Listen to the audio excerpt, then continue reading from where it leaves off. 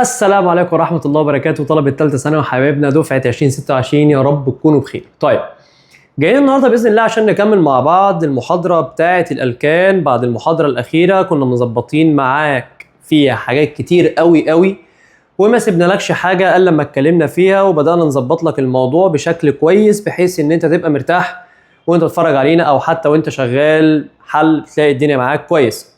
طيب، احنا النهارده هنبدأ نكمل مع بعض. لو انت فاكر اخر محاضرة كنا واقفين مع بعض عند تفاعلات الاحتراق واتكلمنا عن حاجة اسمها الخواص الكيميائية، وكنت قايل لك ان الخواص الكيميائية احتراق وتكسير حراري حفزي وهلجنة بالإحلال.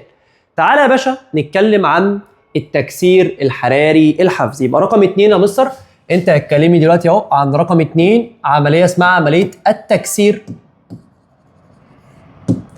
الحراري الحفزي. مركز معايا، انت عارف ان انا مش هسيب لك حاجه سواء يا باشا كنت معانا او ما كنتش معانا. اهم حاجه ان انت ما تنسناش كده بكلمتين حلوين.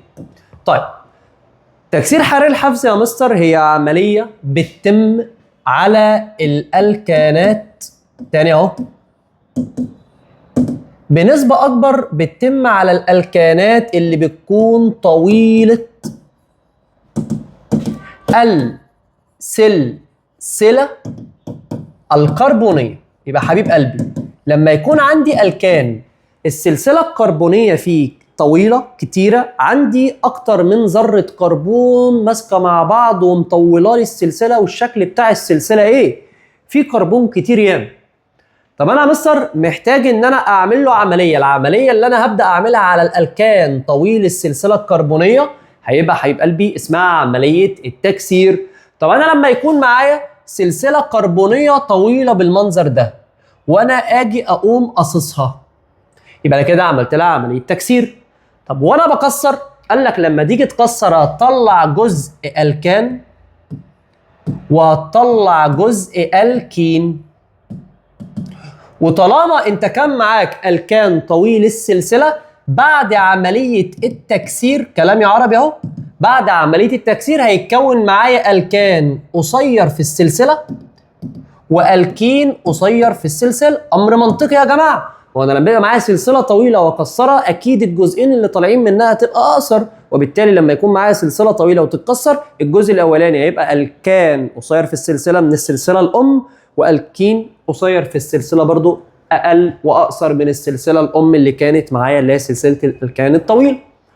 الألكان القصير والألكين الصغير اللي بيخرجهم بيبقوا استخداماتهم أكثر استخداما. يبقى دول يا مستر بتبقى أكثر استخداما. يبقى كل النواتج اللي هتبقى طالعة معايا هتبقى أكثر استخداما، فأنا أقدر أستخدم الألكانات الأقصر في السلسلة، أقدر أستخدمها كوقود. وهقول لك في آخر المحاضرة استخدامات الألكانات.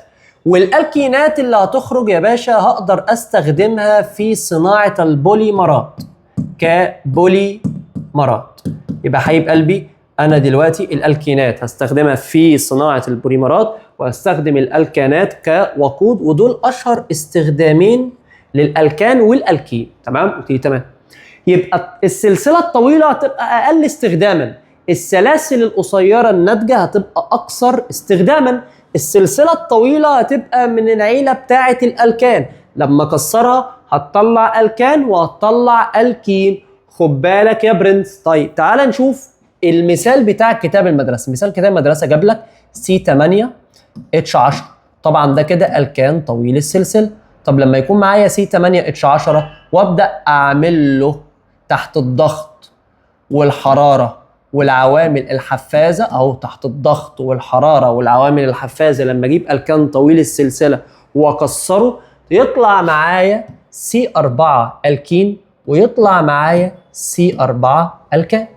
طيب هيطلع معايا ألكان وألكين ليه؟ ما هو بالعقل يا جماعة، هو أنا لما أطلع ألكان ب4 كربون يبقى أكيد الاتش، أو آسف هنا الاتش اللي معايا هنا هتبقى C10H18، لأن سي هنا آسف C8H18. لما أجي أعمل له عملية تكسير حراري حفزي في وجود الضغط والحرارة والحفظ واعمل له تكسير حراري حفزي، يبدا يطلع الكان فيه 4 كربون ويطلع كمان الكين فيه 4 كربون. طب بالهداوه بقى، لو انا معايا الكان فيه 4 كربون يبقى اكيد الاتش ب 10، اما لو الكين فيه 4 كربون يبقى اكيد الاتش ب 8، لان الالكانات حبيب قلبي الصيغه العامه CnH2n زائد 2، اما الالكينات CnH2n. طب مستر نعم، لو جيت اجمع الاربعه والاربعه تدي 8، ولو جيت اجمع ال10 والثمانيه تدي 18، وبكده يبقى مستر انا كلامي من الاول كان صح. يبقى انا هيكون معايا الكان طويل السلسله زي الاوكتان، هبدا اعمل له عمليه تكسير حراري حفزي، فهيجيب الكان اقصر شويه في السلسله اسمه البيوتان، وهجيب الكين اقصر شويه في السلسله واسمه البيوتين. وخد بالك هيبقى ليه ايزومرات زي 1 بيوتين و2 بيوتين لما اجي اشرح معاك الالكين. طبعا الناس اللي معانا في المقر احنا خلصنا الكين اصلا وانت فاهم حاجه زي كده، فانت عارف ان الالكين او البيوتين هيبقى له اكتر من ايزومر زي ما هنتكلم باذن الله مع بعض في المحاضرات اللي جايه. يبقى الاوكتان طلع بيوتان وطلع بيوتين، الاوكتان طلع بيوتان وطلع بيوتين، تيجي تجمع الاربعات تديني 8، تيجي تجمع 8 وال10 تديني برضو 18. يبقى فعلا الصيغه بتاعتي اللي انا فارضها من الاول كانت مظبوطه. قلت لها مستر طب بتديني كمان مثال، ده كده مثال كتاب المدرسه، طب كمان مثال. بص كده، لو انا قلت لك انا معايا C10 يبقى اكيد الاتش ب 22، قمت انا عامل له في وجود الحراره والضغط والعوامل الحفازه عملت له تكسير حراري حفزي. فافرض مثلا طلع معايا الكين ب4 كربون، قلت لي خلاص يبقى اكيد التاني الكان ب6 كربون، مش محتاج تاني. انا قلت لك طلع معايا ايه؟ الكين ب4 كربون، قلت لي خلاص يبقى الالكان ب6 كربون. طب الالكين ابو 4 كربون اكيد عنده الاتش ب8، والالكان ابو 6 كربون اكيد عنده الاتش ب14. حلو، قلت لي حلو. طب تيجي نجمع ونشوف هل كلامنا صح. 4 و6 10، 8 و14 حبيب قلبي هتطلع معاك 22. طب قلت له يا مستر طب افرض كان معايا C10 H22 وفي وجود الحراره والضغط والعوامل الحفازه اللي هي الظروف اللي بتعمل التكسير الحراري الحفزي. طيب طبعا على فكره المركبات اللي بتبقى خارجه معايا طويله السلسله حبيب قلبي بتبقى مشتقات بتروليه. مشتقات ايه؟ بتروليه. يبقى من عمليات تكرير البترول انا ببدا اطلع مركبات ابدا اعمل حبيب قلبي ليها عادي تكسير حراري حفزي. طب C10 H22، طب انا مستر لما اجي اخد ده واكسره، شوف بقى افرض قال لي طلع معايا مركب اسمه C2H4، تقدر تقول لي يبقى المركب الثاني ايه؟ قلت لي بص اللي طلع معايا هنا في الاول طلع معايا الكين ب2 كربون. شوف انا قلت ايه؟ الكين ب2 كربون. ليه قلت الكين؟ عشان الهيدروجين ضعف الكربون يبقى ده كده الكين، وفي 2 كربون. قلت لي وطالما انا طلعت الكين يبقى اكيد الناتج الثاني اكيد الكان وفي الباقي. طب لما يكون معايا كربون ب2 يبقى اكيد الالكان فيه 8 كربون. طب لو هنا الهيدروجين ب4 قلت لي خلاص يا مستر يبقى الثاني اكيد الكان في الهيدروجين اللي بيتناسب مع الكربون. طبعا الالكان بيبقى CnH2n زائد 2، يبقى 2 في 8 ب 16 و2 18. طب تيجي تجمع 8 و2 يدوني 10، 18 و4 بص 18 و4 تديني 22. يبقى هو هيبدا يشغلني عادي اهو. انا لو خدت بالك انا هنا معايا ديكان وهنا معايا ديكان، مره طلعت بيوتين وهكسان ومره طلعت ايسين واوكتان. المهم اللي هيجي يشغلني بيه انا اكمل له البواقي. قلت لي طب كمان واحد، قلت لك لو معايا C10 H22 يا مستر وهنا كان معايا حراره وضغط وحفازات، وقام قال لي ايه؟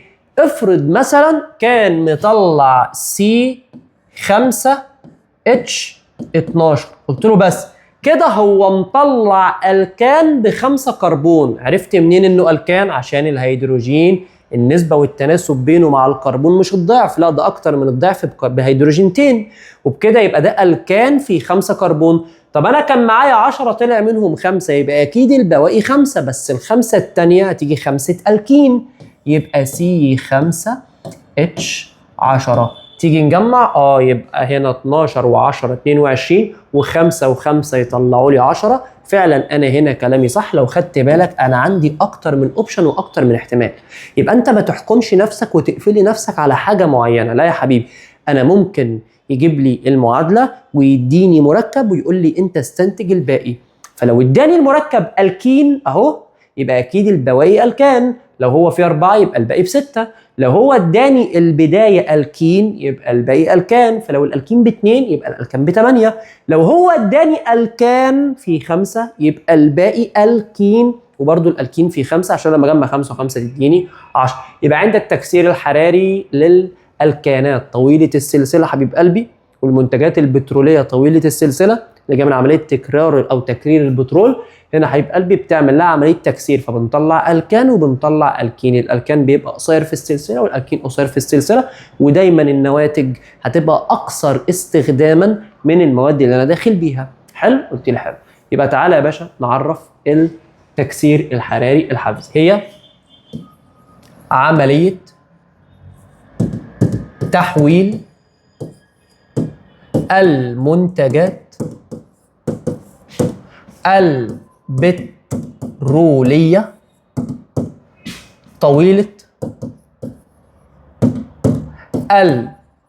السلسلة الكربونية، يعني بين قوسين يا مستر الألكانات طويلة السلسلة الكربونية، والأقل استخداما أهو، والأقل استخداما. طبعا أنا وأنت عارفين إن الكربون الكتير ده يبقى أقل استخداما إلى أحوله إلى إيه؟ إلى منتجات أكثر في السلسلة الكربونية وهتبقى أكثر إيه؟ استخداما. حلو؟ يبقى أنا هحول السلاسل الطويلة إلى سلاسل أقصر قصيرة في السلسلة، والسلاسل الأقصر دي هتبقى استخداماتها أكتر. حلو؟ زي مين؟ زي الألكان وزي الألكين. الألكان اللي بستخدمه زي ما اتكلمنا، والألكين زي ما اتكلم. خد بالك بقى، ركز في اللي هقوله عشان دي الأسئلة اللي بتبدأ تيجي على الجزئية دي.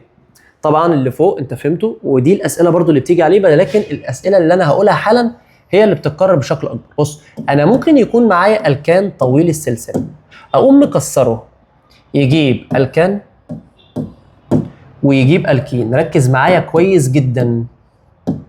يبقى انا كان معايا ايه؟ كان معايا الكان طويل السلسله، كسرته جاب الكان وجاب الكين. قمت انا الالكان اللي ناتج خلصت عليه. ايه ده؟ عملت له تكسير حراري حفزي تاني. الله، تكسير حراري حفزي تاني. يبقى الالكان الاولاني خلصت عليه، جبت منه الكان والكين، قمت ماسك الالكان مخلص عليه تاني، قمت مطلع برضو يا مستر الكان والكين. قلت لي حلو. قلت لي اكيد يا مستر يبقى اللي طالع الكان، قمت انت برضو عامل له تكسير حراري حفزي، فقمت مطلع منه برضو الكان والكين. ايوه انت كده فهمتني. يبقى انا يا مستر ممكن اجيب الالكان واقرر عمليه التكسير الحراري الحفزي في كل مره اطلع الكان والكين، الكان والكين، الكان والكين. اقوم لاغي مين وسايب مين؟ اقوم مكسر الالكان وسايب الالكين، اكسر الالكان، الكان والكين واسيب الالكين، اكسر الالكان واسيب حبيب قلبي البواقي. خدت بالك ان بعد عمليات التكسير اللي حصل يا باشا ان انا بعد نهايه عمليات التكسير مهما كترت انا عندي 1 جزيء من الالكان، يعني معايا 1 مول من الالكان. يبقى انا معايا حبيب قلبي الكان 1 وعده الكينات، ممكن تكون بقى متشابهه ممكن تكون مختلفه، ولكن يا باشا مهما كترت عمليات التكسير الحراري الحفزي بيطلع لي الكان وعده الكينات. يبقى حبيب قلبي اهو مهما كتر عمليات التكسير، مهما كترت عمليات التكسير مهما كترت عمليات التكسير، ايوه مهما كترت عمليات التكسير اللي يحصل اهو ينتج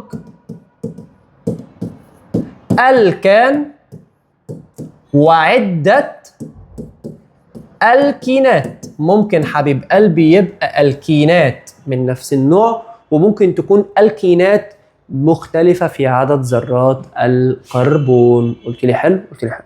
زي ايه مثلا؟ تعالى يا باشا نشوف. بص كده،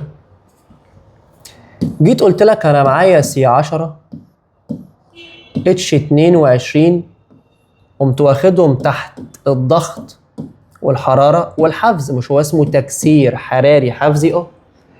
هو اللي بيقول لي طلع معايا 2 مول من مركب X زائد معايا 1 مول من مركب Y اللي هو C4H10. حلو؟ قلت لي حلو. اسألك سؤال بقى، هو كده يا مستر الصلاة على النبي يعني اللي طلع منه 1 مول ده مش الكان؟ الالكان ما يتكررش، لكن الالكينات تتكرر عادي. طب الالكينات اللي خرجت مش كده انا معايا 2 الكين من نفس النوع؟ قلت لي قلت لك طب ما تيجي نجيبها رياضه اسهل وافضل واسرع. يبقى مين الاكس؟ قمت انا شايل ده كده. مين الاكس؟ قلت لك والله تعالى نشوف. هو مش المفروض لو انا مع داخل ب10 كربون وخرج 4 يبقى اكيد الكربون اللي متبقي ب6؟ قلت لي بس الكربون اللي ب6 لو انا كتبت السي 6 وضربتها في 2 الحته دي لوحدها بقت 12. يبقى المفروض مين اللي يتضرب في 2 عشان يدي 6؟ يبقى سي 3. عشان يبقى 2 في 3 ب6 مع ال4 ب10 تقفل معايا مظبوطه. قلت لي طب وبالنسبه للهيدروجين؟ قلت لك بص مش محتاجه. ليه؟ ما هو انت مطلع C4H10 وده من عيله الكان وطالع منه زي ما انت واخد بالك نسخة واحدة، يبقى بقية النسخ أكيد من عيلة الألكين، وعيلة الألكين بيكون فيها الهيدروجين ضعف الكربون، فلو الكربون ب3 فالهيدروجين ب6. تيجي يلا نشيك على الصيغة نشوف أنا كتبت صح ولا غلط. بص 2 في 3 ب6 و4 10. طب يلا نكمل. 2 في 6 ب12 و10 22. يبقى نتج عدة الكينات. كان الالكين هنا من نفس النوع، يعني حبيب قلبي هنا الالكينات كلها حبيب قلبي من نفس المركب اللي هو C3H6 اللي هو البروبين. يبقى انت لو خدت بالك هنا 2 من نفس الالكين اللي هو البروبين، يبقى انا طلع معايا 2 بروبين و1 ميس ايز بروب بيوت، طلع معايا 1 بيوتان، بحيث لما اجي اجمع يديني ده. برضه كان ممكن يحصل كده، وكان ممكن يحصل بص انه يجيب لي نفس السي 10 اهو، نفس السي 10 H22 ويعمل لي تكسير حراري حفزي. بص بريشر وحراره، وبدا يجيب لي عامل حفاز. شوف بقى هيغير لي الانواع. فقال لي نتج مول من C2H4. قلت له حلو. ونتج مول من C6H14. تفتكر مين الواي؟ قلت له ده انت جاي بقى تلعبني. قلت له حلو عادي يعني مش هتهت، اكيد الواي الباقي. قال لي حلو، بس تتوقع الواي الباقي ده يبقى الكين ولا الكان؟ انا اقول لك انا اتوقع انه يبقى الكين. قلت لي لا يا مستر تتوقع انه يبقى الكين. قلت لك ما هو انت ما فهمتنيش. انا هنا يا مستر لما كسرت بص انا شايف ان ده اهو الكان، وانا عارف ان بعد التكسير بيظهر لي نسخة الكان واحدة. بص كده التكسير بيظهر نسخة الكان واحدة وعدة الكينات او الكان وعدة الكينات او الكان مع الكين. يبقى تاني يا اما اطلع الكان وعدة الكينات يا اما اطلع الكان والكين. بص كده اهو انا طلعت ايه؟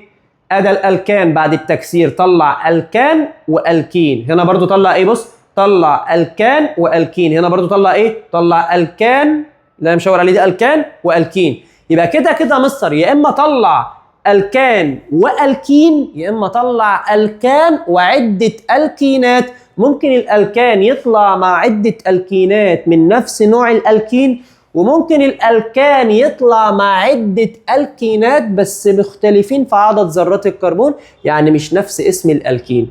طيب لما يكون جه مني 6 وجه مني 2 يبقى انا كده طلع مني 8 من اصل 10، يبقى ناقصني 2. وطبيعي بقى الهيدروجين البوائي انا كده كده انا عارف انه الكين، بس تعال نشيك. مش هنا 4 وهنا 14 كده 18 من اصل 22 يتبقى 4 هيدروجين. يبقى هنا مستر لو انت خدت بالك بص طلع الكين اهو وطلع الكين اهو، يبقى كان ممكن يكتبها لي ازاي؟ كان ممكن يكتبها لي كده. كان ممكن يكتبها لي بص طلع معاك 2 مول من C2H4 وطلع معاك 1 مول من C6H14. بص بقى كده يا باشا نفس الفكره اللي فوق بالظبط. طب ليه يا مستر ايه اللي خلاك تجمع ده على ده؟ حبيب قلبي لان ده ينفع يتجمع على ده لان هم نفس الالكين. حلو، قلت لي حلو.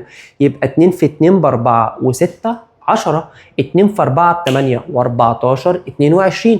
طلع الكان وعده الكينات. قلت لي طب ما تديني كمان مثال بس بالكينات مختلفه. قلت لك يلا بينا. سي 12، هو لو سي 12 تتوقع الاتش يبقى بكام؟ قلت لي يبقى 12 في 2 ب 24 و2 26. قلت لك يبقى يلا بينا الحراره والضغط والحفز، وقمت مودي طلع ايه؟ بص طلع سي 2 اتش 4 وطلع سي 5 اتش 10. قلت لي يا مستر قسما بالله انا ما محتاجك في حاجه، لان انا فهمتك خلاص. انت كده طلعت الكين وكمان طلعت الكين. الله، ده انت كده طلعت الالكينين خلاص. يبقى اكيد المركب اللي فاضل اكيد هو الالكان، لان الالكان بيطلع بنسخه واحده. انت كده مغير نسخ الالكين، طلع معايا اكتر من الكين، يبقى اكيد اللي طالع ده هو الالكان. طب لما يبقى معايا 2 و5 يبقى انا معايا 7. 7 طلعوا من اصل 12، يبقى اكيد اللي فاضل 5. وبحكم ان اللي جه الكين يبقى اللي فاضل الكان، يبقى الاتش ب 12. طب ما تيجي يلا نجمع. بص 5 و5 10 و2 12. طب بص 4 و10 14، 14 و12 26. كده يبقى انا طلعت ايه؟ طلعت الكان اهو واحد وعدة الكينات. طلعت الكان واحد وعدة الكينات. هنا الالكين اتجمع على بعضه لانه من نفس النوع، هنا الالكين ما جمعتوش على بعضه لانه مش من نفس النوع. قلت لي طب كمان واحدة اخيرة عشان اسيبك بقى. قلت لك حبيب قلبي سي 30 تبقى الاتش بكام؟ قلت لي تبقى الاتش يا مستر اكيد ب 62. قمت مديله حرارة وضغط وعامل حفاز، وقمت سألك سؤال تتوقع النواتج تبقى ايه؟ قلت لي اتوقع ان النواتج تبقى الكان واحد وعدة الكينات. قلت لك طب توقع انت بقى. لو انا طلع معايا 4 مول اهو، طلع معايا 4 مول من سي 3 اتش 6 وطلع معايا 2 مول من سي 4 اتش 8، تتوقع يطلع معايا كام مول ومن مين؟ بص كده. قلت له يا مستر انا اللي طلع معايا حالا الكين 3 6 وده برضو الكين 4 8 ومتكررين عادي ما يتكرروا، ما هم الكينات. كده يا مستر اكيد اللي فاضل 1 مول ومن الالكان. حلو، اكيد اللي فاضل 1 مول ومن الالكان ما بيتكررش، 1 مول ومن الالكان. طب يبقى البواقي ايه؟ بص 4 في 3 ب 12 و2 في 4 ب 8.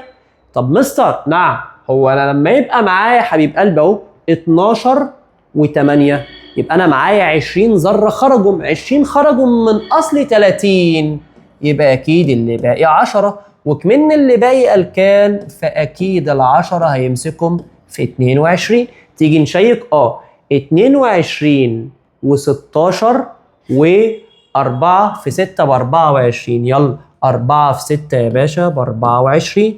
حلو، و2 2 في 8 ب 16. كده لحد كده ب 40.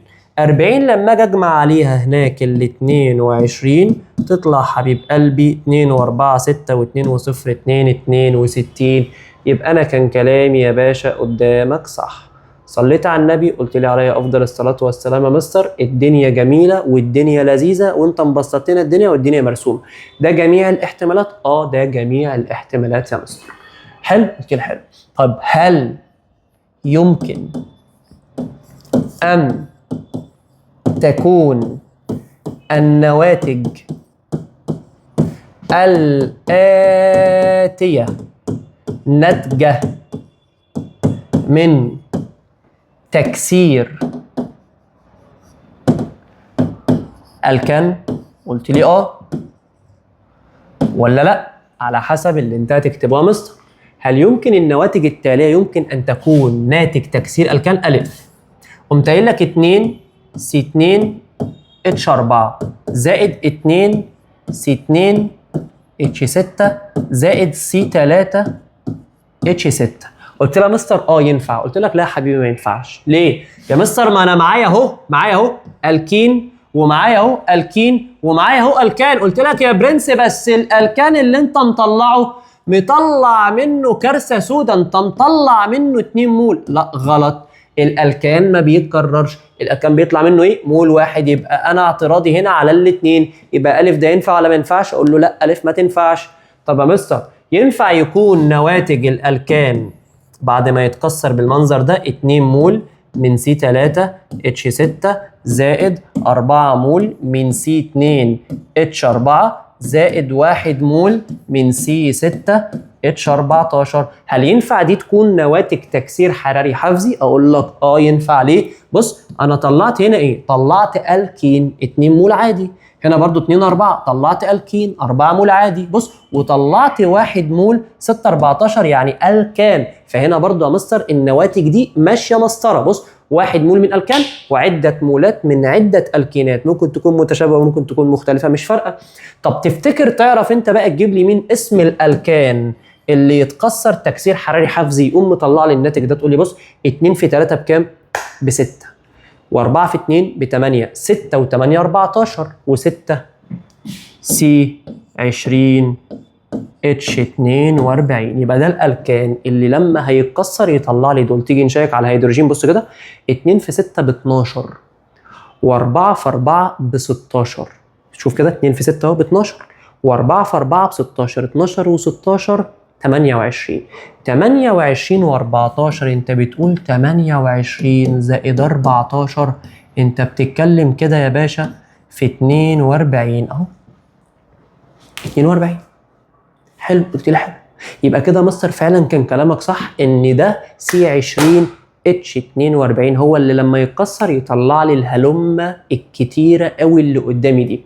طب يا مستر لو جالي في الاختيارات اكتر من اختيار ينفع، خد بالك من دي قوي اهو عشان لما تيجي تخش مفيش حاجه تعطل معاك خالص، يبقى انت معاك كل الافكار. افرض يا مستر لقيت اكتر من ناتج نافع، يعني لقيت ان حتى الاختيار ج كاتب لي كده، بص حتى الاختيار ج كاتب لي كده، بص 2 سي 4 اتش 8 وكاتب لي 2 سي 3 اتش 6 وكاتب لي مول سي 8 اتش 18. طب ما ده برضو يا مستر ينفع. يا حبيبي ده برضو ينفع. بص 2 في 4 ب 8. شوف يبقى انا كده معايا اهو، كده انا معايا 2 من الالكين ومعايا برضو 2 من الالكين ومعايا برضو 1 من الالكان. طب ما ده برضو يا مستر ينفع. بيبقى السؤال معتمد على انت لما تجمع هتجيب كم ذرة كربون. حلو، فلو قال لي مثلا كسر الديكان، لازم لما اجمع النواتج حتى لو صح لازم يا باشا تديني 10 ذرات كربون. طب لو قال لي كسر الاوكتان، لازم لما اجمع حتى لو النواتج كتيره صح لازم التجميعه تديني اجمالا 8 ذرات كربون. يبقى مستر لو انا مثلا معايا ب وج، لازم هيقول لي في راس السؤال، طالما ب تنفع وج تنفع لازم هيذكر في راس السؤال انت لما تيجي تجمع هتطلع كم كربون. يبقى الكان يحتوي على 20 ذرة كربون. ده ينفع وده ينفع كمبدأ، ان ده الكان وعدة الكينات، ده الكان وعدة الكينات، الاتنين ينفعهم. لكن مين فيهم لما اجي اجمعه يديني ال20؟ طبعا ب لما اجي اجمعه يديني ال 20 لان انا 2 في 4 ب 8. وكمان هنا يا مستر انا معايا 6. 8 و6 كام؟ 14. 14 و8 لا ده انا عديت ال 20. يبقى على الرغم من ان ج كفرضيه صح الكان وعده الكينات، لكن لما باجي اجمعها ما بتدينيش نفس اجمالي عدد ذرات الكربون اللي هو طالبها. التكسير الحراري الحفظي خلص بسلطاته ببابا غنوج. نخش يا برنس على النوع الثالث والاخير والاهم اللي هو الهلجنه. والهلجنه هنا يا باشا هتبقى هلجنه بالاحلال، الاستبدال. يبقى هلجنه الاحلال والاستبدال. حلو كده حلو. يبقى تتفاعل الالكانات عن طريق تفاعلات اسمها تفاعلات الاحلال والاستبدال. ايوه ليه؟ ما هو انا مش هعرف اضيف عليها، هي مش زي الالكين. الالكين عنده باي، وطالما عنده باي يبقى غير مشبع، وطالما غير مشبع يقبل اضافه. انا طالما عندي باي يا اخوانا انا غير مشبع، انا اقبل اضافه. لكن انا لما اكون الكان مشبع انا لا اقبل اضافه. امال تقبل ايه؟ اقبل يا حبيب قلبي الاحلال والاستبدال. يبقى الهلجنه اللي عندك اوعى تنسى تتفاعل الالكانات عن طريق الهلجنه بالاحلال والاستبدال. بمعنى يا برنس ان انت لو معاك كده بص كده سي رابطه مزدوجه سي رابطه رابطه رابطه رابطه، ده اسمه الكين. حلو. طب لو معايا سي رابطه احاديه سي رابطه رابطه رابطه رابطه رابطه رابطه، مين فيهم مشبع مين فيهم غير مشبع؟ لو انت يا باشا مش عارف الفرق بين التشبع والغير تشبع ارجع تاني للمحاضره رقم 2. اول ما امسك لك السبوره واقسمها لك كده وابدا اكلمك فيها تشيلش بالك ده مكان السبوره اللي هي بالاقلام الفلوماستر. نسينا نغسل ايدينا والله، ما علينا يعني. المهم السي ماسكه في السي بالرابطه المزدوجه. الرابطه المزدوجه دي تعبانه مله بتتكسر في ثواني. فاول ما تتكسر بص كده، اول ما تتكسر المركب اصبح ايه يا حبيب قلبي؟ اصبح قابل للاضافه. تعرف هنا تضيف على الكربونه دي عادي، تعرف هنا تضيف على الكربونه دي عادي. عشان كده بنقول ان الالكينات والالقينات باعتبار ان عندهم روابط ثنائيه وثلاثيه يعني عندهم باي، هم مركبات غير مشبعه تقبل الاضافه عليها عشان تتشبع. اما الالكانات هي اصلا مشبعه. الكربون ده عنده 4 روابط، الكربون ده عنده 4 روابط ما ينفعش اضيف عليه. امال اعمل ايه؟ يكون عنده هيدروجينه كده اقوم لاغيها وحاطط مكانها سي ال. يكون عنده هيدروجينه هنا مثلا اقوم لاغيها واقوم حاطط مكانها بي ار. الله، يبقى انا كده بستبدل ذره الهيدروجين بذره هالوجين، ومن هنا يبقى اسم التفاعل تفاعلات الهلجنه. يبقى يا مستر اهو انا هعمل تفاعلات اسمها تفاعلات الايه؟ تفاعلات الهلجنه. تفاعلات الهلجنه هتبقى عباره عن ايه؟ هجيب الالكانات افعلها مع شويه هالوجينات. افعلها مع الهالوجينات بانهي طريقه؟ بطريقه الاستبدال. انا هاخد مكانك وانت تاخد مكاني. قلت لي حلو. زي ايه بقى؟ قال لك هقول لك زي ايه، بس لازم تعرف ان الالكانات بتتفاعل بطريقه رخمه. عشان كده يا مستر تفاعلات الهلجنه لها شروط تتم في وجود ضوء شمس. تتم في وجود ايه؟ ضوء الشمس. ليه؟ عشان توفر حبيب قلبي الاشعه فوق البنفسجيه اللازمه للتفاعل، عشان اوفر الترا فايلوت، يعني اوفر الظرف اللي هيبدا يحصل عنده التفاعل. يبقى تتفاعل الالكانات بالهلجنه وبالاحلال ايوه، ولكن لازم يتم في وجود ضوء الشمس عشان يبقى انا عندي الترا فايلوت او في وجود حراره 400 فيما فوق 400 درجه مئويه. يا كده يا كده. يبقى على السهم بتاعي لما اجي اعمل هلجنه هنقوم كاتبين يا اما الترا فايلوت يا اما نكتب او 400 درجه مئويه، يا ده يا ده. حلو. قلت لي حلو. طب يا مستر لو جينا نعمل تفاعل الهلجنه في الظلام، تقول لي يا مستر لا، الهلجنه في الظلام مش هتتم لان انا يا باشا لا عندي حراره ولا عندي ضوء شمس، يبقى هنا التفاعل مش هيتم. حلو. قلت لي جميل. طب نواتج الهلجنه، خلاص احنا اتفاعلنا خلاص وعرفنا الظروف، احنا عرفنا الظروف، عرفنا هنتفاعل ازاي. طب النواتج بقى يا مستر هتطلع عامله ازاي؟ قال لك وتتوقف النواتج على عدد مولات الهالوجين إلى عدد مولات الألكان. يعني يا مستر تقدر تقول إن التفاعل هنا هيبقى نسبة وتناسب؟ أقدر أقول لك إن التفاعل نسبة وتناسب. نسبة وتناسب بين مين؟ بين عدد مولات الهالوجين وعدد مولات الألكان. يا مستر والله لازم حبيب قلبي آخد بالي من النسبة والتناسب.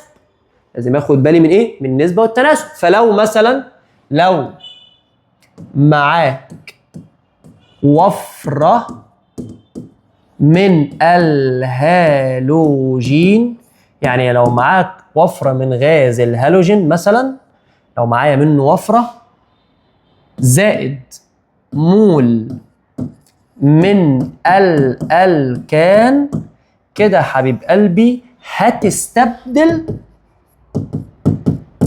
كل ذرات الهيدروجين في الألكان.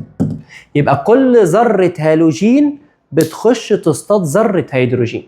فلو أنا معايا مول من الألكان ومعايا وفرة من عدد مولات الهالوجين، يقوم الهالوجين داخل صايد كل ذرات الهيدروجين ومبدل معاها.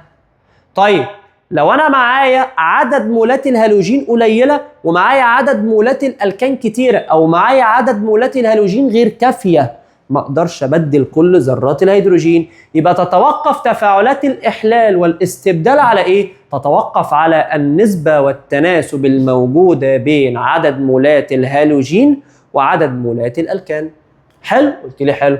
طب تعالى يلا يا باشا نشوف المعلومة دي ابدا اتمرن عليها ازاي. يعني انا لو معايا مستر الكان اسمه الميثان، لو انا عايز ابدل الاربع ذرات هيدروجين اروح اجيب له 4 مول من الهالوجين، وليكن مثلا 4 مول Cl2، او عشان نكتب صيغه عامه مثلا نقوم مفعلينه مع 4 مول X2. X2 ده بقى ممكن يكون حاجات كتير، ممكن يكون Cl2، ممكن يكون Br2، ممكن يكون I2، ممكن يكون F2. حبيب قلبي انت بتتكلم مع الهالوجينات. حلو؟ قلت لي حلو. يبقى مستر نعم، لو انا عايز اسقط وابدل كل الذرات بتاعه الالكان، طبعا انت واخد بالك ان انا هنا معايا مول من الالكان، معايا مول من الالكان اهو. لو انا عايز ابدل كل ذرات الهيدروجين في الالكان بنفس عدد ذرات الهيدروجين، اروح اجيب مولات هالوجين. ما هو عشان ابدل كل الاتش دي محتاج 4 مول من الغاز، انا ما قلتش 4 مول من الذر. طبعا دول 8 مول ذر، يعني 4 في 2 8 مول ذر. انا عايز 4 مول من الغاز. ومن هنا يا مستر كل ذره هالوجين تخش تشيل اتش، والاتش تطلع تمسك في الثانيه، تخش تشيل اتش، الاتش تطلع تمسك في الثانيه، وهوريك دلوقتي. يبقى لو انا معايا الالكان المول منه فيه 4 هيدروجين، يبقى انا محتاج 4 مول هالوجين. طب يلا انت رد عليا، الالكان ده C2H6 لو انا معايا منه 1 مول، محتاج كم مول مثلا من الكلور عشان ابدل كل ذرات الهيدروجين؟ قلت لي هي ذرات الهيدروجين في الالكان بكام؟ قلت لك ب6. قلت لي يبقى انا محتاج 6 مول هالوجين عشان طبعا غاز، عشان ابدل كل ذرات الهيدروجين. حلو؟ قلت لي حلو. طب انا لو قلت عن ال6 قسما بالله ما هتغير كل الهيدروجين. يعني مثلا لو انا معايا 3 مول كلور، ابدل 3 واسيب 3، يعني اشيل 3 هيدروجين احط مكانهم 3 كلور ويفضل جوه 3 هيدروجين، ما بدلتهمش. يبقى حبيب قلبي لو انت معاك عدد مولات الهالوجين قد عدد مولات الهيدروجين، يعني عدد مولات ذرات الهيدروجين، خش بدل كله. ولو انا معايا عدد مولات الهالوجين قد عدد مولات ذرات الهيدروجين، خش بدل كله.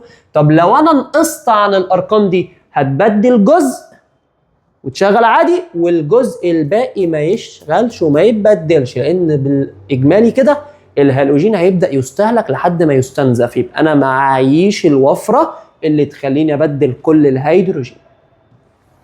حلو، قلت لي حلو. طب كتاب المدرسه يا مستر بدا يشغل التفاعل ده بالنسبه لمين؟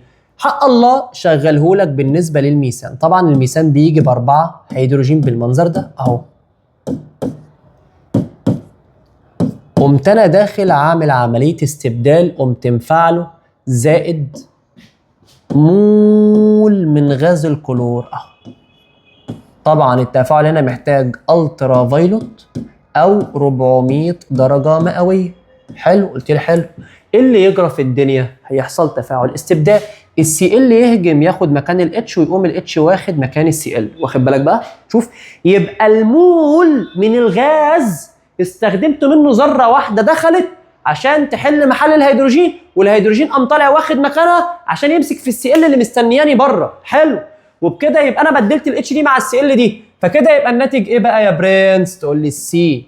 الاتش دي زي ما هي، الاتش دي زي ما هي، الاتش دي زي ما هي، اما الاتش دي اتبدلت بي سي ال، ودي اتش ودي اتش ودي اتش. شوف، السي ال ركبت مكان الاتش والاتش طلعت ركبت مكان السي ال، عشان كده الناتج الثاني هيبقى اتش سي ال. حلو، يبقى حبيب قلبي لو انا معايا مول واحد من غاز الكلور هعمل استبدال لذره هيدروجين واحده بس. طب انا يا مستر لو انا كملت وجبت ده واديت له كمان مول، قلت لك عادي، عادي جدا. يسمح اكرر العمليه دي كم مره؟ يسمح اكرر العمليه دي 4 مرات، ادي مره والثانيه والثالثه والرابعه. ليه اقدر اكرر العمليه 4 مرات؟ عشان انا عندي في الالكان 4 ذرات هيدروجين، يبقى يسمح لي اكرر العمليه بتاعت الهلجنه 4 مرات. يبقى انا هشتغل مع كام مول؟ 4 مولات، مول في كل خطوه. قلت ايه؟ طب تعالى هدى بقى. ادي السي عندها اتش اتش اتش سي ال اهو، وقمت مفعلها تاني مع سي ال رابطه سي ال، يعني مفعلها كمان مع مول من سي ال 2. طبعا هنا يا باشا يا اما الترا فايلوت يا اما 400. خلاص انا شلت ال 400 من فوق اهي، الترا فايلوت يا سيدي وخلاص. تعالى يا عم نشطب عليها اهو. حلوه يا استاذه، قلت لي جميله هندسه. طب وبعدين السي ال دخلت تنشل على اتشايه تانيه. انا هنا كان معايا اتش، هنا كان معايا اتش، هنا كان معايا اتش، وبعد كده يا باشا السي ال اصطاد دي ودي قامت رايحه مكانه. كده انا بدلت الذرات الثانيه، يقوم يطلع ايه؟ يطلع معايا سي الاتش دي والاتش دي والاتش دي والاتش دي. انا كان معايا هنا سي ال سبتها، وهنا اتبدلت بقت سبتها برضو وبدلتها مع السي ال، ودي خليتها زي ما هي اتش ودي خليتها زي ما هي اتش. شفت انا عملت ايه؟ يبقى لما اشتغلت ب2 مول من غاز الكلور بدلت ذرتين هيدروجين، كل ذره في خطوه. بدلت دي في الخطوه الاولى وبقت سي ال هناك، بدلت دي كمان في الخطوه الثانيه وبقت سي ال هنا. يوم الاتش رايح لابس في السي ال الثانيه ويطلع اتش سي ال. قلت لي بس خلاص فهمتك. هتفضل بقى العمليه دي تتكرر لحد ما الاتشات دي تخلص، طبعا ده في حاله ان معاك وفره كلور.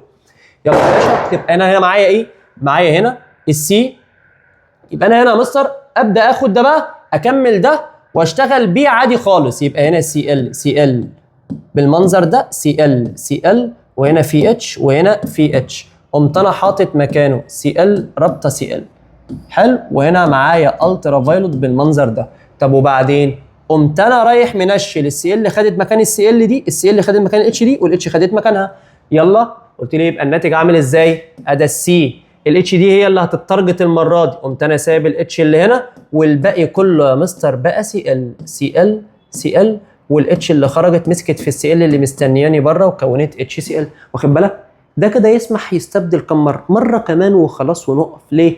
لان الاتشات هتخلص، يبقى تتوقف تفاعلات الاستبدال عند استبدال جميع ذرات الهيدروجين في الالكان بذرات هالوجين. تعالى انت اخر خطوه سي، معايا 4 روابط بالمنظر ده، اتش سي ال سي ال سي ال بالمنظر ده، قمت مفعله مع سي ال رابطه سي ال بالمنظر ده، وعلى السهم هنا الترا فايلوت.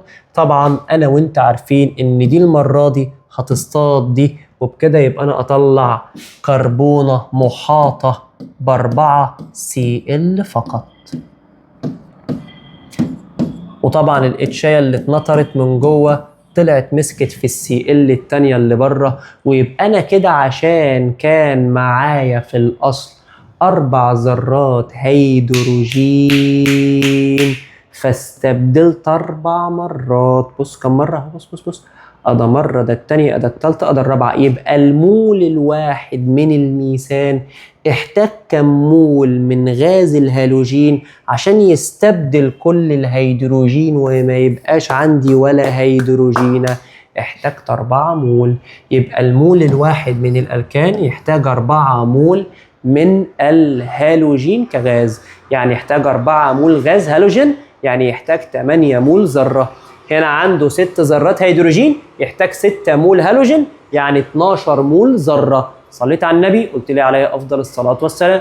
طب أنا يا مستر لو كنت حابب أكتب المعادلة دي على خطوة واحدة، كنت أعرف أكتب المعادلة دي على خطوة واحدة إزاي؟ حبيبي ركز كده معايا، لو أنا كنت عايز أكتب المعادلة دي على خطوة واحدة كنت كتبتها على خطوة واحدة إزاي؟ كالتالي. بص، أنا معايا CH4 فعلته مع 4 مول Cl2، قمت مبدل الاربعه هيدروجين باربعه كلور، قمت مبدل اهو الاربعه هيدروجين باربعه كلور.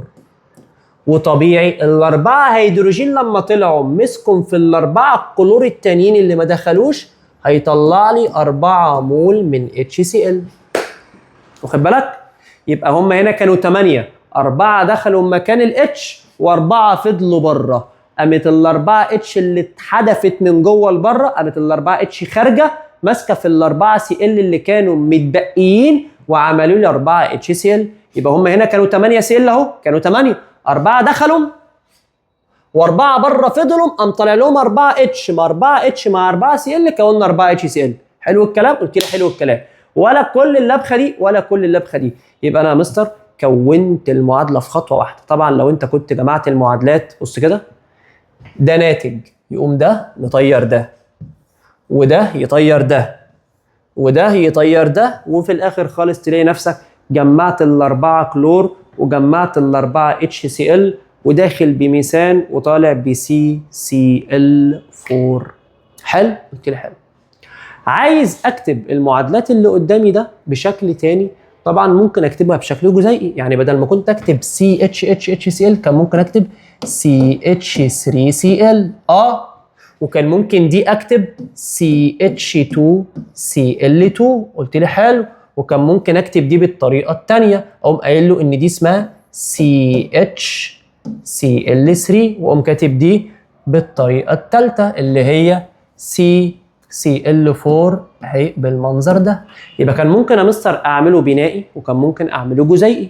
حلو؟ قلت لي حلو. طب تعالى بقى يا مستر نكتبها بالطريقه الجزيئيه. ركز بقى عشان هبدا اخدك على الاستخدامات. بص كده، انا كان معايا CH4 اديته 1 مول من السي ال 2 وقمت مفعل الالترا فايلوت، قام ده داخل مستبدل واحده فطلع CH3 والسي ال دخلت ركبت مكان الاتش والاتش الثانيه طلعت مسكت في الاتش سي ال. دي زي اول معادله فوق، بس انا هنا كاتبها جزيئي. طيب بص بقى كده اللي جايه، بص اللي جاي CH3 Cl. حلو؟ اتفعل التاني مع Cl2 الترا فايلوت، قامت مطلعه، بدلت كمان واحده CH2 Cl2 اهو CH2 Cl2 زائد HCl.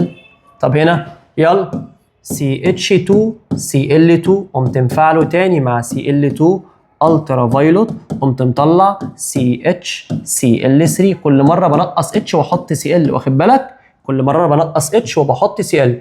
اما الرابعه هكتبها هنا، مش هتكفي، هكتبها هنا عشان طبعا انا هعرفك دلوقتي التسميه. في ايه يا عم؟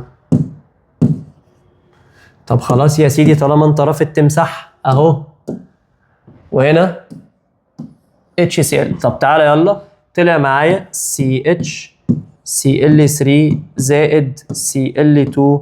طبعا هنا انا بعمل قلوره يعني التفاعل مع الكلور، يعني التفاعل مع الهالوجين بالاستبدال. السي اللي يخش يبدل اخر اتش ويطلع سي سي ال 4 زائد اتش سي ال. ركز بقى كده معايا. طبعا دي حالته غازيه بس غاز عضوي، ده برضه حالته غازيه بس غاز غير عضوي، يبقى ده غاز عضوي وده غاز غير عضوي. تعالى يا مستر نسمي بقى المركبات. بص يا حبيبي، المركبات اللي طلعت ما ينفعش تسمى الكان. تسمى الكان لو كربون وهيدروجين بس، لان الالكان هيدروكربون. اما المركب بتاعي لما يكون كربون وهيدروجين وعنصر اخر بيطلق عليه مشتق هالوجيني للالكان. يطلق عليه ايه؟ يطلق عليه مشتق هالوجيني للالكان. يبقى كربون وهيدروجين وهالوجين يبقى مشتق هالوجيني للالكان. طب ده كربون وهيدروجين وهالوجين مشتق هالوجيني للالكان، مشتق هالوجيني للالكان. يبقى طالما انا معايا كربون وهالوجين يبقى انا حبيب قلبي معايا مشتقات هالوجينيه للالكانات.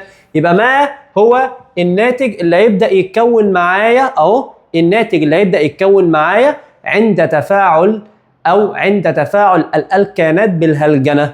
يبقى لما تيجي تعمل هلجنه على الالكانات ايه النواتج اللي هتطلع؟ اقول لك والله طبيعي لما تعمل هلجنه يبقى انت هتشيل اتش وتحط مكانها هالوجين، وطبيعي الهالوجين اللي هيخش هيبقى ذره غريبه على السلسله، وبكده يا حبيب قلبي يبقى انا معايا مشتق هالوجيني للالكان، ما معيش الكان، يبقى ده مشتق هالوجيني مشتق هالوجيني مشتق هالوجيني وهكذا.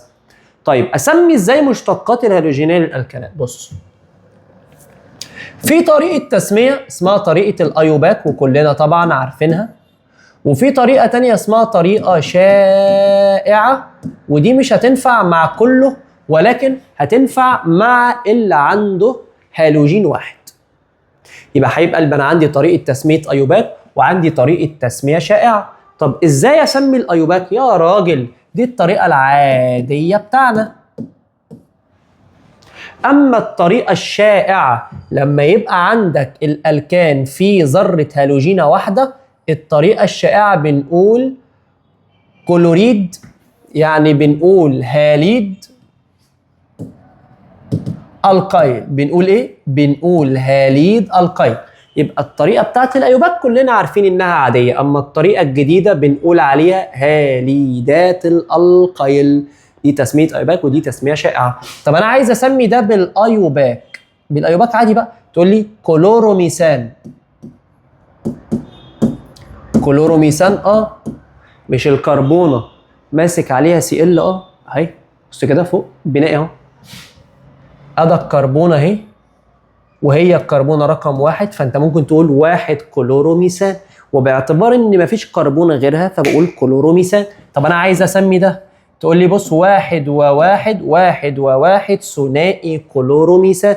طب ولازمتها ايه واحد وواحد؟ ما هي كربونه واحد، فيبقى اللي بعده اسمه ثنائي كلوروميثان. طب اللي بعده اسمه ايه؟ اللي بعده اسمه ثلاثي كلوروميثان. طب اللي بعده اسمه ايه؟ اسمه رباعي كلوروميثان. طالما في الاخر بتقول الكان يبقى انت بتسمي ايوباك، يبقى ده اسم الايوباك، يبقى كلوروميثان. اما ده اسمه ثنائي كلوروميثان، اما ده اسمه ايوه زي ما انت بتقول ثلاثي اهو كلوروميثان، اما ده حبيب قلبي بقول رباعي كلوروميثان. لو انت واخد بالك دي اسمها تسميه الايوباك. طب يا مستر نعم عايز اسمي بقى تسميه شائعه، تعالى يا باشا نسمي تسميه شائعه. قلت لك اللي فيه هالوجينه واحده يتسمى على وزن هاليد القيل، يعني فلوريد بروبايل، كلوريد ميثايل، بروميد ايثايل، يوديد بيوتايل، يبقى هاليد القيل. طب انا هنا مستر هاليد يبقى انا معايا كلوريد، طب لو بي ار اقول بروميد، طب لو اي اقول يوديد، وباعتبار ان انا حبيب قلبي معايا كربونه واحده اقول ميثايل، طب لو كربونتين اقول ايثايل، طب لو ثلاثه اقول بروبايل. يبقى هنا اسمه كلوريد ميثايل. اسمه ايه؟ اسمه كلوريد ميثايل. طب ده اسمه ايه؟ لا وانا قلت لك بقى الطريقه دي حبيب قلبي بتمشي على هاليد الالقيل، دي بتمشي على المشتق الهالوجيني اللي فيه ذره هالوجينه واحده. هنا بقى اسامي شائعه فبيسموا ده كلوريد الميثيلين. كلوريد ميثيلين. قلت لي عشان فيها CH2 بس ملهاش ملكه خد بالك، كلوريد ميثيلين او كلوريد الميثين. طيب هنا ده ملوش اسم بقى يا باشا، ملوش طريقه، اسمه كلوروفورم. ده اسمه كلوروفورم. CHCl3 اسمه كلوروفورم.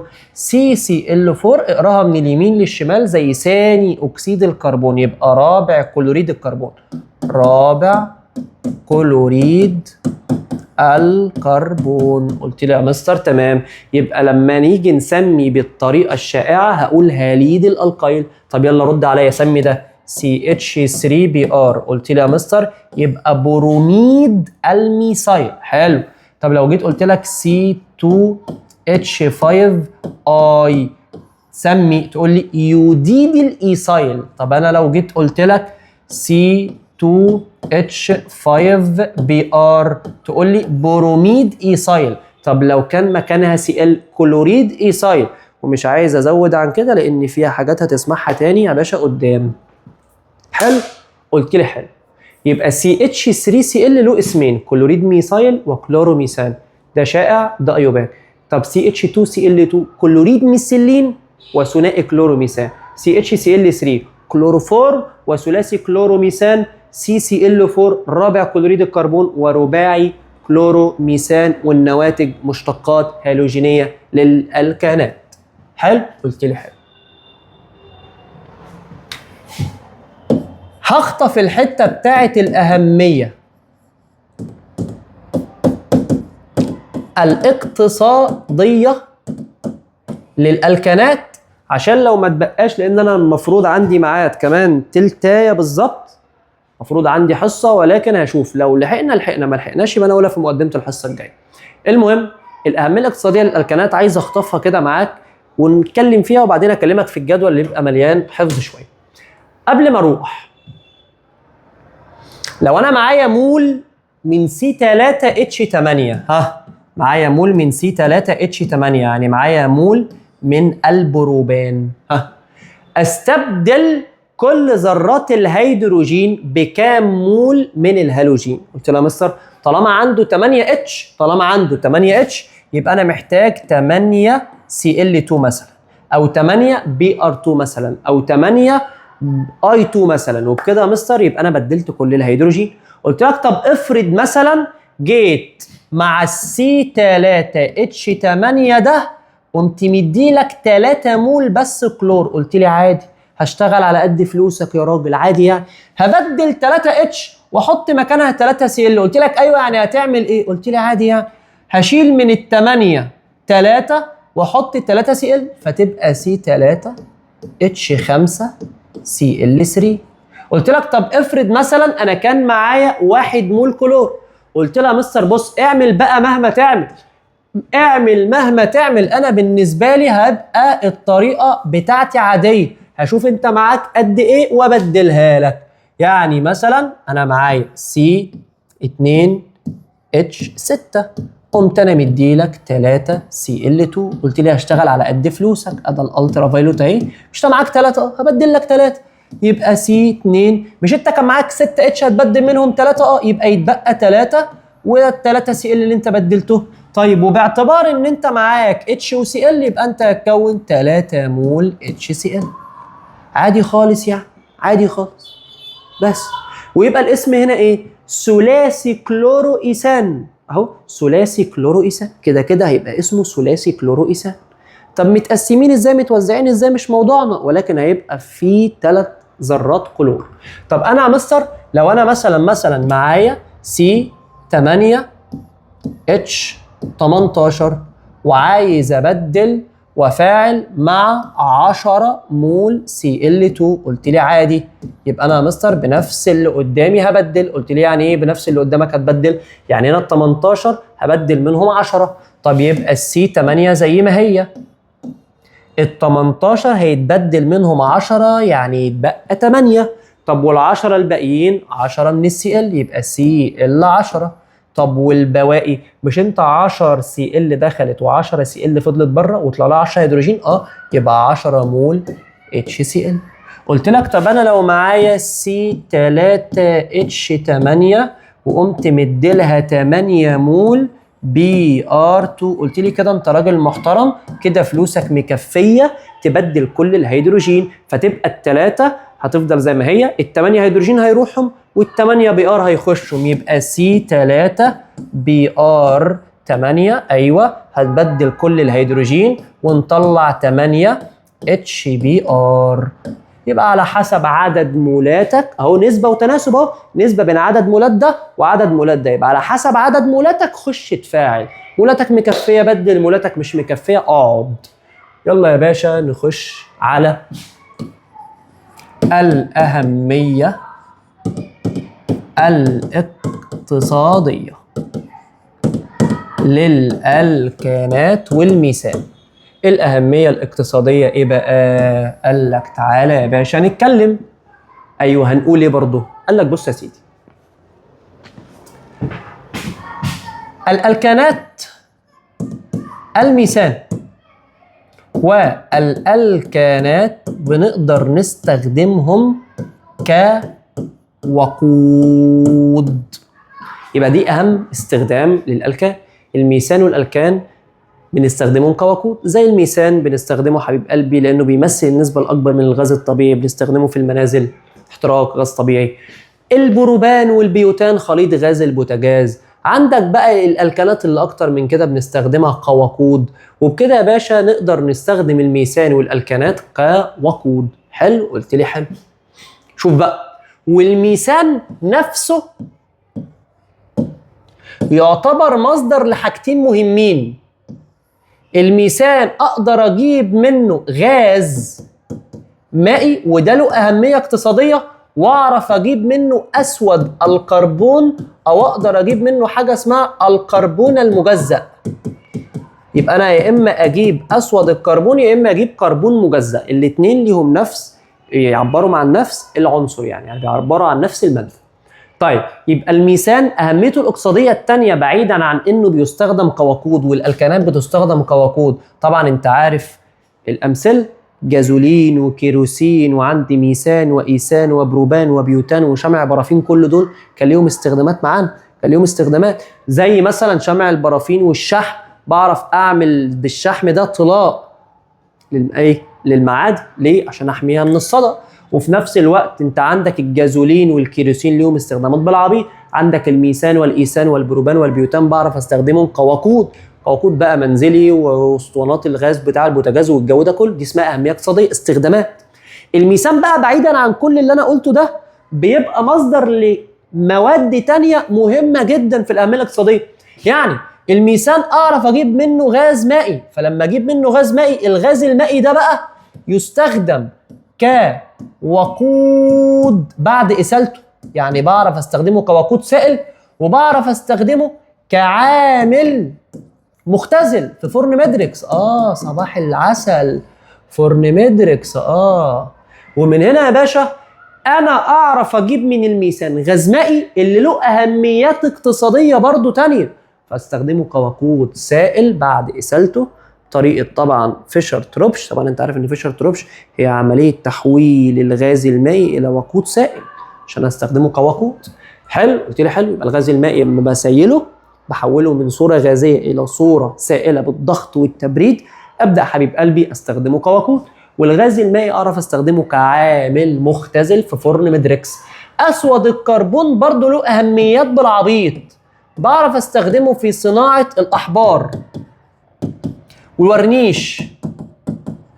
أعرف أستخدمه حبيب قلبي في صناعة إطارات السيارات، عشان كده بتلاقي دايما لونها اسمر عشان تحميها من التشققات والتآكل والجو ده.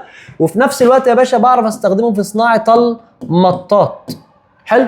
يبقى حبيب قلبي دهانات سودة، ورنيش، طلاءات، اطارات، مطاط، احبار، كل الكلام اللي بيبقى لونه اسود حبر ده يا باشا جاي من اسود الكربون اللي هو الكربون المجزأ. طب ازاي الميثان يحضر غاز مائي؟ ازاي الميثان يحضر اسود كربون او كربون مجزأ؟ قلت لك بص يا سيدي، لو انا عايز احضر الغاز المائي اجيب الميثان بالمنظر ده واحط عليه ميه وابدا اسخن ل 725 درجه مئوي، اقوم مطلع اول اكسيد الكربون والهيدروجين اللي هم خليط الغاز المائي. قلت لي طب تعالى نوزن داخله سي خارجه سي. داخله 4 اتش و2 6، قمت طالب هنا 3 عشان يبقوا 6.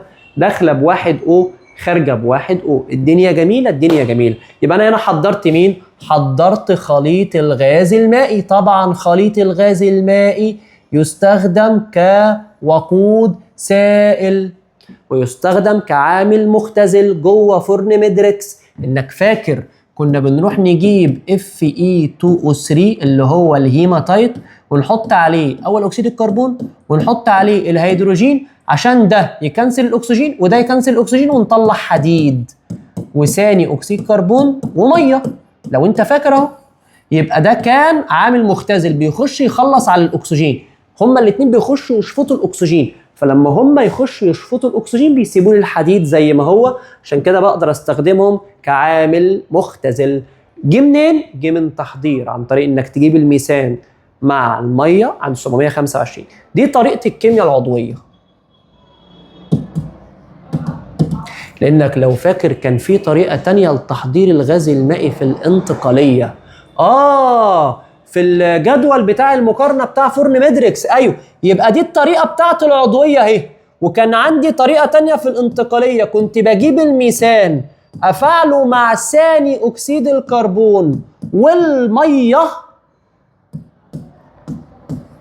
عشان يا باشا ابدا اطلع، طبعا هنا حراره برضه، عشان ابدا اطلع حبيب قلبي اول اكسيد الكربون برضه والهيدروجين. وكان الاختلاف في الوزن، الاختلاف هنا كان في الوزن، وزن المعادله باوزانها انت. اما القصه وما فيها، المعادله اللي فوق هي معادله العضويه، المعادله اللي تحت عندك يا باشا في مذكرتك او المصدر اللي انت بتذاكره منه، افتح فرن ميدريكس هتلاقي التحضير. حلو؟ قلت لي حلو. يبقى انا يا مستر حضرت الغاز المائي في منهجي كله بطريقتين، مره في العضويه عن طريق اضافه الميثان على الميه بس 725، اما لو ضفت الميه مع ثاني اكسيد الكربون ده يا باشا لا جوه فرن ميدريكس. يبقى انا كده حضرته بطريقتين. عرفنا استخدامك، عرفنا اهميتك الاقتصاديه. طب انا يا مستر عايز احضر بقى الكربون المجزأ او اسود الكربون. بنروح نجيب الميثان ونسخنه تسخين شديد جدا لحد 1000 درجه مئويه في معزل عن الهواء، يعني with no air. يبقى ازاي يا مستر بتجيب الكربون من قلب الميثان؟ بسخن تسخين رهيب في معزل عن الهواء with no air، فبيقوم طالع الكربون بالمنظر ده ويطلع هيدروجين، غاز هيدروجين. وعشان توزن وزنها سهل وسريع يبقى هنا باتنين. صعب الكلام؟ قلت لي لا يا مستر بصراحه الكلام مش صعب، الكلام انا شايف ان هو عادي جدا يعني. يبقى يا مستر اهو لو انت اخدت بالك انا هنا معايا ايه؟ السي اتش 4 اهو، سخنته لحد 100 درجه مئويه طلع لي كربون وهيدروجين. طلع لي ايه؟ كربون وهيدروجين. الكربون اللي طالع ده بقى هو اسود الكربون او بيسموه الكربون المجزأ، يعني الكربون المتجزأ المتكسر المطحون. حلو؟ يبقى هنا يا باشا غاز مائي اهو، كربون اسود او اسود الكربون او الكربون المجزأ، ودول ليهم اهميات اقتصاديه عنيفه زي ما انت شفت كده ادى استخداماتهم. ومن هنا يا باشا انا بدات اعرف ان الميثان هيبقى له اكتر من دور معايا في الاهميات الاقتصاديه. حلو؟ قلت لي حلو. ده كده بالنسبه للاهميه الاقتصاديه بشكل عام. هو بقى مديلك جدول تاني بيسموه جدول المشتقات الهالوجينية للألكانات. عندي يا مستر عندي جدول اسمه جدول المشتقات الهالوجينية للألكانات، شوية رموز هنعرفهم وهنبدأ نشتغل عليهم ونعرف استخداماتهم. بس مهمة مهمة جدا. انا ارسم الصيغ البنائية وانت تعيش معايا. بص كده، اول واحد عندك ده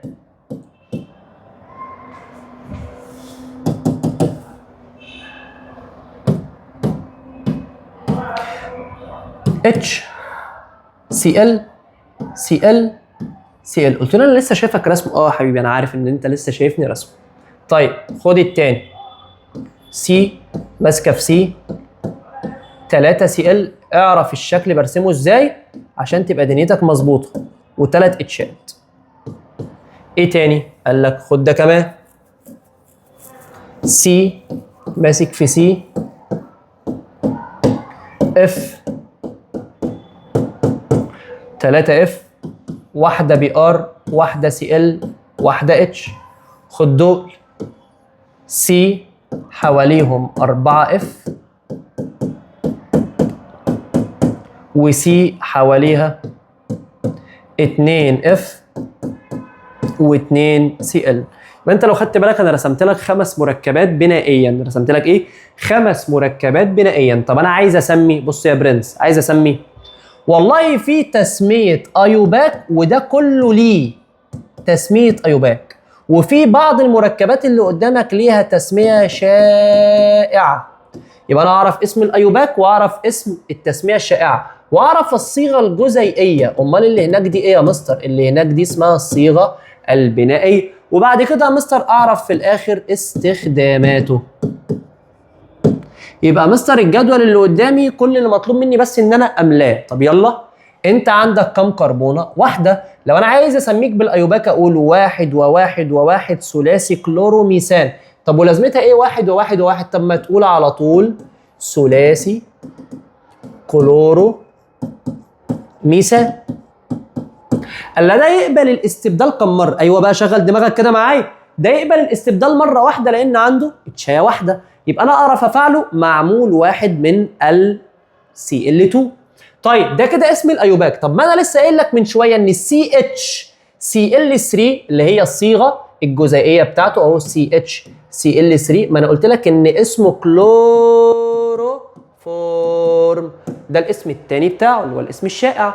طب استخداماته يا مستر كايه؟ استخدمته كمخدر، بس مخدر غير امن.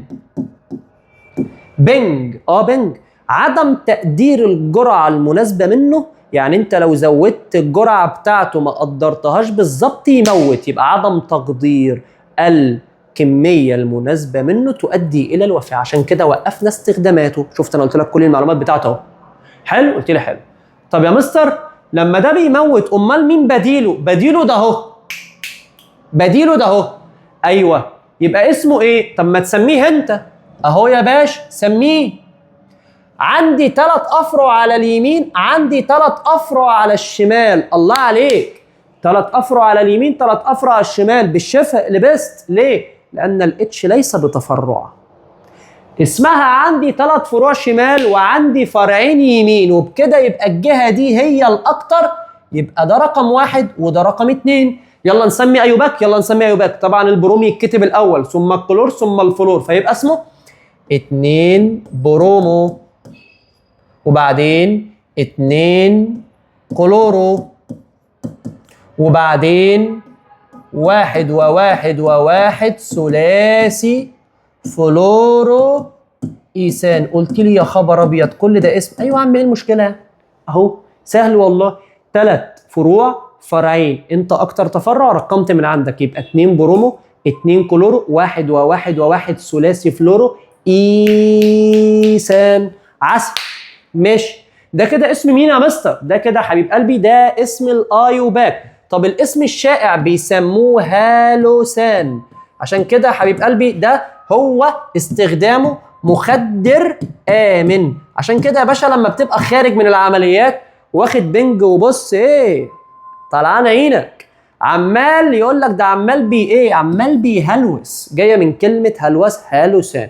يبقى حبيب قلبي ده اسم الايوباك، ده اسم الشائع. يبقى 2 كلورو 2 برومو، هجص 2 برومو 2 كلورو 1 و1 و1 ثلاثي فلورو ايثان. ده اسم ايوباك، ده اسم شائع، ده استخدام. حلو. طب انا لو عاوز اجمعه، يلا تقول لي انا معايا 2 من الكربون. حلو، بعد الكربون جمع الهيدروجين على طول. بعد ال2 كربون جمع الهيدروجين، واحده هيدروجين اهو، بروم كلور فلور. البروم بي ار واحده، الكلور سي اللايه واحده، الفلور 3 اف، يبقى C2H C2H Br Cl F3. حلو، ده كده الصيغه الجزيئيه. الا ده يقبل الهلجنه كم مره؟ عنده كم هيدروجين؟ واحد، يبقى يقبل الهلجنه مره واحده. مره واحده، يبقى هو عشان عنده اتشايه واحده يقبل الهلجنه مره واحده، يبقى انا اقدر اديله يمول Cl2 يمول Br2 يمول F2 يمول Cl2، يعني I2 Br2 F2، اديله الهالوجينات دي كلها. حلو. طب انا لو جيت افعله مع البروم يحتاج كام مول؟ تقول لي يحتاج 1 مول من البروم. يقوم البي ار راكب مكان الاتش دي، والاتش طالعه بره ماسكه في البي ار اللي مستنياني بره. يبقى ما ناتج برومة يعني تفاعل الهالوسان مع البروم. تقول لي يا مستر لو الهالوسان اتفاعل مع البروم اهو، لو الهالوسان اتفاعل مع البروم ادي السي ماسكه في السي بالمنظر ده، كان عنده هنا 3 اف، كان عنده 3 اف، كان عنده 3 اف، وهنا كان عنده بي ار، وهنا كان عنده سي ال، هنا بقى كان عنده اتش، انا بدلتها ببروم. يبقى اسم المركب الناتج من هلجنة الهالوسان بالبروم ايه؟ ما ناتج المركب وما هو اسم المركب الناتج من هلجنة الهالوسان بالبروم. قلت لي طالما هلجنت الهالوسان بالبروم يا مستر البروم جه ركب مكان الهيدروجين اهو، كده انا بقى معايا 3 روابط، يعني عندي 3 فروع يمين وعندي 3 فروع شمال. الله، ده انا فوق كنت برقم منين؟ كنت فوق برقم من على الشمال عشان 3 فروع قصاد فرعين، لكن لما انا بدلت دي ببي ار بقى هنا معايا 3 فروع وهنا بقى معايا 3 فروع. الله، ده كده يا مستر العدد تساوى، والبعد هنا على الاولى والبعد هنا على الاولى، يبقى البعد تساوى والعدد تساوى، يبقى الغلبه للابجدي. مين سابق ابجدي؟ البي ار، والبي ار والسي ال اكيد غالبين وسابقين الاف، يبقى دي الكربونه رقم 1 ودي الكربونه رقم 2، يبقى 1 و1 ثنائي برومو، 1 كلورو، 2 و2 و2 ثلاثي فلورو ايثان. شفت اللي انا نطقته ده؟ وقف الفيديو عيده تاني واكتبه، ده ناتج هلجنة الهالوسان بمول 1 من البروم. طب تعالى هنا، انت يا برنس اسمك ايه؟ لا سهله بقى يا مستر، سهله، دي اطول سلسله، هنرقم منين؟ هنرقم من على اليمين. يا مستر ده 3 فروع و3 فروع، يا عم الاتش مش تفرع، يبقى ده 1 وده 2، يبقى الاسم ايه؟ تقول يا مستر اسمه 1 و1 و1، ايوه 1 و1 و1 اهو، ثلاثي كلورو ايثان. اسمه ايه؟ اسمه 1 و1 و1 ثلاثي كلورو ايثان.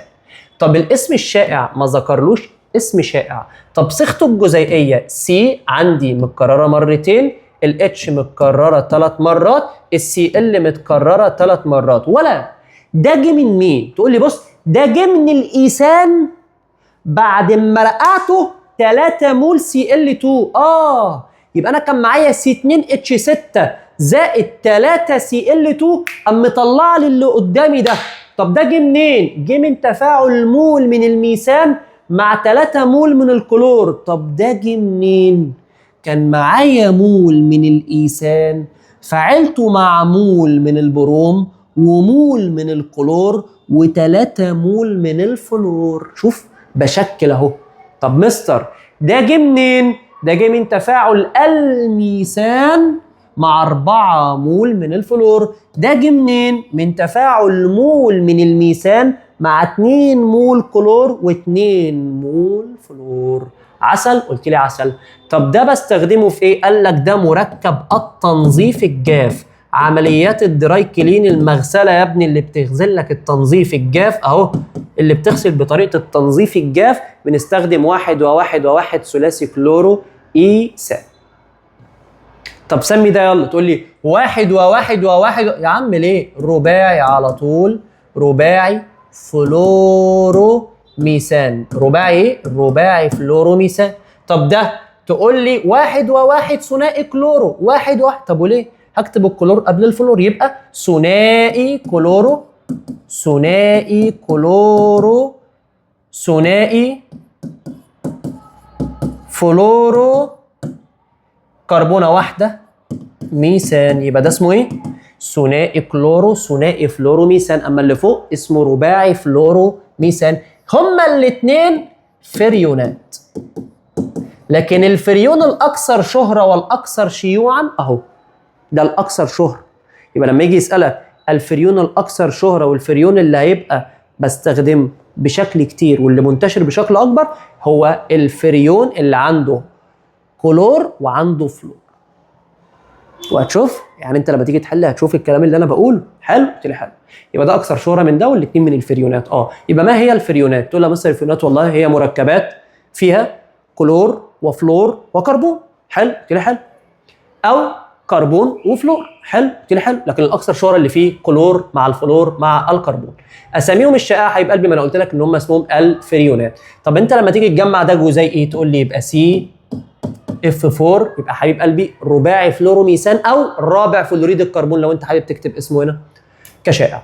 طب هنا يا مستر الاسم او الصيغه بتاعت اللي تحت تقول لي بص سي واحده 2 Cl و2 F، يعني CCl2 F2 او CF2 Cl2 دوس يعني. المهم هنا انا معايا الفريونات يا برنس. مستر استخداماتهم ايه؟ لا الفريونات استخداماتهم كتيره يا باشا. الفريونات استخداماتها كتير، بعرف استخدمها داخل اجهزه التكييف، مش هكتب بقى بالظبط ده نظري، والتبريد.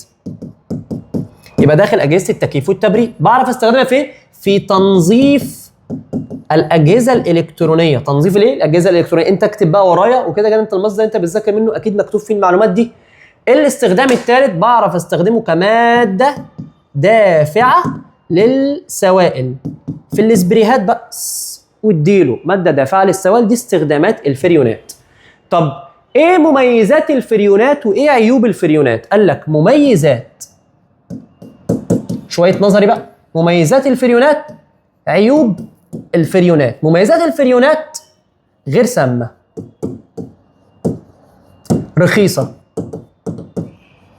سهله الاساله، يعني سهل ان انت تحولها من الصوره الغازيه للصوره السائله. تاني اهو انا بكلمك على المميزات، اهو بكلمك على المميزات. انا بقول لك انها ايه؟ غير سامه. يعني يا حبيب قلبي مفيش منها خطر عليك انت، والدليل ان انت قاعد في منطقه مثلا فيها مكيفات كتيره وبتعرض كل يوم في الثلاجات وفي المبردات، وبص الدنيا جميله وراك وعندك كتير من الفريونات حوالين منك كده. حبيب قلبي هي غير سامه ورخيصه، وفي نفس الوقت هتكون ايه؟ سهله الاساله. يعني حبيب قلبي سهل ان انا احولها من الصوره الغازيه الى الصوره السائله. حلو، قلت لي حلو.